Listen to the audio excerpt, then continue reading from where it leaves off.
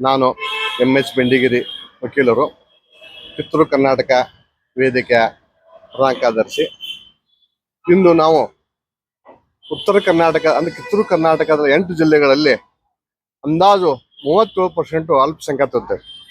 ಸ್ವತಂತ್ರ ಬಂದ ನಂತರ ಇನ್ನೂವರೆಗೂ ಕಿತ್ತೂರು ಕರ್ನಾಟಕದಿಂದ ಕಾಂಗ್ರೆಸ್ ಪಕ್ಷದ ವತಿಯಿಂದ ಯಾರನ್ನೂ ವಿಧಾನ ಪರಿಷತ್ಗೆ ನಾಮನಿರ್ದೇಶನ ಮಾಡಿಲ್ಲ.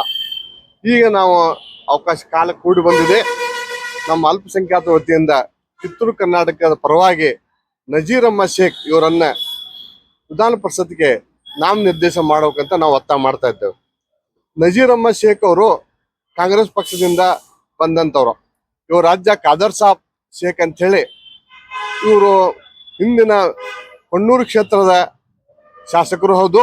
1924ರಲ್ಲಿ ಬೆಳಗಾವದಲ್ಲಿ ನಡೆದ ಕಾಂಗ್ರೆಸ್ ಅಧಿವೇಶನದ ಯಶಸ್ವಿಯಾಗಿ ನಡೆಸಿಕೊಟ್ಟಂತ ಧೀಮಂತ ನಾಯಕರು. ಆ ವೇಳೆ ಮಹಾತ್ಮ ಗಾಂಧೀಜಿಯವರು, ಪಂಡಿತ್ ಜವಾಹರ್ಲಾಲ್ ನೆಹರು ಅವರು, ವಲ್ಲಭಾಯ್ ಪಟೇಲ್ ಅವರು, ಮಹಾನ್ ನೇತಾರು ಈ ಒಂದು ಅಧಿವೇಶನ ಭಾಗವಹಿಸಿದಂತ ಒಂದು ಕಾರ್ಯಕ್ರಮ ಯಶಸ್ವಿಯಾಗಿ ನಡೆಸಿದ್ದಾರೆ.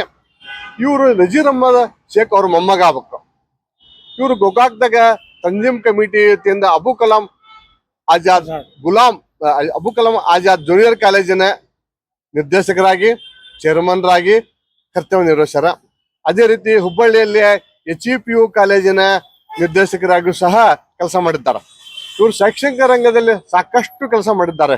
ಅದೇ ರೀತಿ ಅಲ್ಪಸಂಖ್ಯಾತರ ಮದರ್ಸದಾಗಿರ್ಬೋದು, ಅಲ್ಪಸಂಖ್ಯಾತ ಕಾಲೇಜುಗಳಾಗಿರ್ಬೋದು ಅನುದಾನವನ್ನು ಕೊಡಿಸಲು ಸಾಕಷ್ಟು ಪ್ರಯತ್ನ ಪಟ್ಟಿದ್ದಾರೆ. ಅವರು ಸಹ ದುಡ್ಡು ಕೊಟ್ಟಿದ್ದಾರೆ. ಅಲ್ಲದೆ ಅವರು ಸಹಕಾರ ರಂಗದಲ್ಲಿ ಸಹ ಅವರು ಕೆಲಸ ಮಾಡಿದ್ದಾರೆ. ಬೆಳಗಾವದಲ್ಲಿ ಅಮಾನತ್ ಕೋಆಪರೇಟಿವ್ ಬ್ಯಾಂಕ್ನ ನಿರ್ದೇಶಕರಾಗಿ ಸಾಕಷ್ಟು ಸಹಕಾರ ರಂಗದಲ್ಲಿ ಕೆಲಸ ಮಾಡಿದ್ದಾರೆ. ಇವರನ್ನ ನಾಮನಿರ್ದೇಶನ ಮಾಡಿದಾಗ ನಮ್ಮ ಅಲ್ಪಸಂಖ್ಯಾತ ಅಭಿವೃದ್ಧಿ ಆಗ್ಲಿಕ್ಕೆ ಅನುಕೂಲ ಆಕತಿ ಅಂತ ಹೇಳಿ ನಮ್ಮದೊಂದು ಅನಿಸಿಕೆ. ಯಾಕಂದ್ರೆ ಈ ಹಿಂದ ಕೇಂದ್ರ ಸರ್ಕಾರ ತಂದಂತ ರಂಗನಾಥ್ ಮಿಶ್ರಾ ವರದಿ ಇನ್ನೂ ಜಾರಿಗೆ ಬಂದಿಲ್ಲ. ಅದೇ ರೀತಿ ಮೊನ್ನೆ ನಡೆದಂತ ಈ ಒಂದು ಕಾಂಗ್ರೆಸ್ ಕಮಿಟಿಯಲ್ಲೂ ಸಹ ಅಲ್ಪಸಂಖ್ಯಾತ ಅಭಿವೃದ್ಧಿ ಮಾಡ್ಬೇಕಂತ ಹೇಳಿ ಅವ್ರು ನಿರ್ಣಯ ತಗೊಂಡಿದ್ದಾರೆ. ಇವ್ರನ್ನ ನಾಮನಿರ್ದೇಶನ ಮಾಡೋದಾಗ ಕಾಂಗ್ರೆಸ್ ನಮ್ಮ ಅಲ್ಪಸಂಖ್ಯಾತರಿಗೆ ಸಹಾಯ ಆಗ್ತತಿ ಅಂತ ಹೇಳಿ ನಮ್ದೊಂದು ಒತ್ತಾಯ ಇದೆ.